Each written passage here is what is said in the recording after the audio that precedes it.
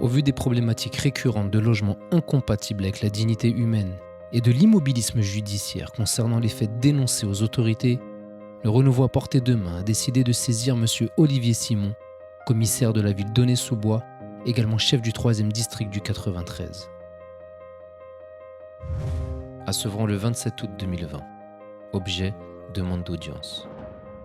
Monsieur le commissaire, je souhaite par la présente vous alerter sur des faits pénalement répréhensibles qui mettent en danger la vie de nombreux concitoyens. Ces faits, je les constate, mes collaborateurs les constatent, de plus en plus de Sevranais nous les relatent. Il s'agit de problèmes récurrents relatifs à des logements incompatibles avec la dignité humaine. Rats, cafards, incendies à répétition à cause d'installations vétustes, remontées d'excréments dans les habitations, etc. Tant d'anomalies qui plongent de nombreuses familles dans l'insécurité, dans des problèmes sanitaires parfois désastreux, sans compter toute l'anxiété que provoquent ces situations. Certains enfants sont même victimes de harcèlement scolaire à cause de cela. Les articles 225-14 et 225-15 du Code pénal sanctionnent le logement incompatible avec la dignité humaine de 5 ans d'emprisonnement et de 150 000 € d'amende, majoré à 10 ans et 300 000 € d'amende lorsque plusieurs mineurs sont exposés à de telles conditions de vie.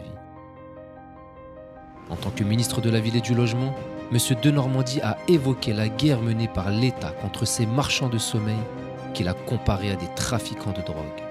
C'est dire la gravité d'un tel délit. Nous avons à plusieurs reprises utilisé l'article 427 du Code de procédure pénale afin de mettre ces faits sur la place publique et apporter la matérialité des faits dénoncés qui souvent constituent une mise en danger de la vie d'autrui. Vous pouvez voir ces vidéos sur la chaîne YouTube Bâtisseurs d'égalité dont voici le lien. Nous avons déposé plusieurs plaintes au commissariat de Sevran pour que les droits des victimes soient rétablis. Ces dernières sont confrontées à une lenteur, voire un immobilisme judiciaire. À notre connaissance, aucune enquête n'a été ouverte. Aucun agent ne s'est déplacé afin de dresser des procès-verbaux de constatation. Aucune famille n'a été avertie des suites données à leurs plaintes, etc.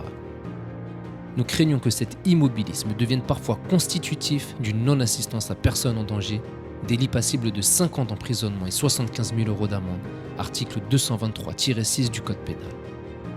C'est pourquoi nous nous sommes récemment présentés à l'accueil du commissariat d'Aulnay-sous-Bois, dont vous avez la charge et qui chapeaute celui de Sevran. Nous y avons été bien reçus et vos agents nous ont fait comprendre l'importance que vous accordiez à ce sujet très sensible, avec un service spécialement dédié à la lutte contre les marchands de sommeil.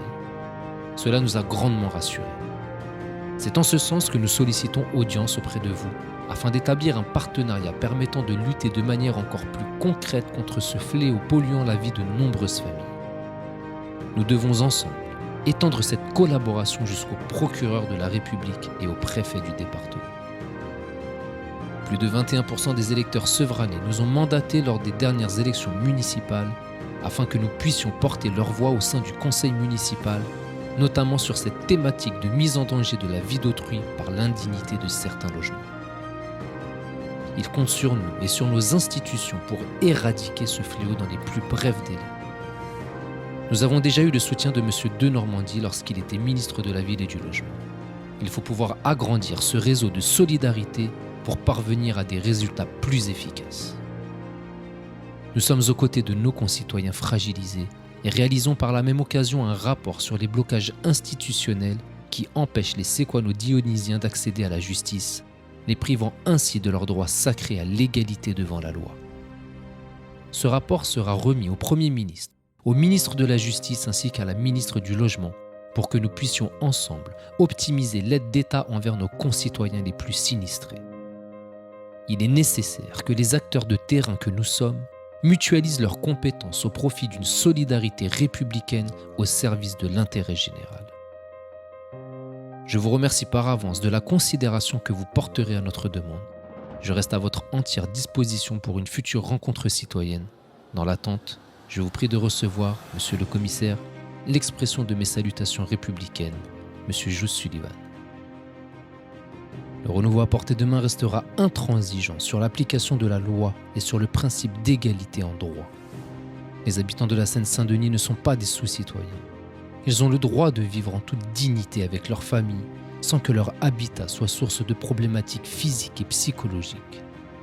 Nous vous tiendrons informés de la suite donnée à ce courrier, ainsi que des échanges que nous aurons avec nos institutions sur ce fléau du logement indigne. À très bientôt.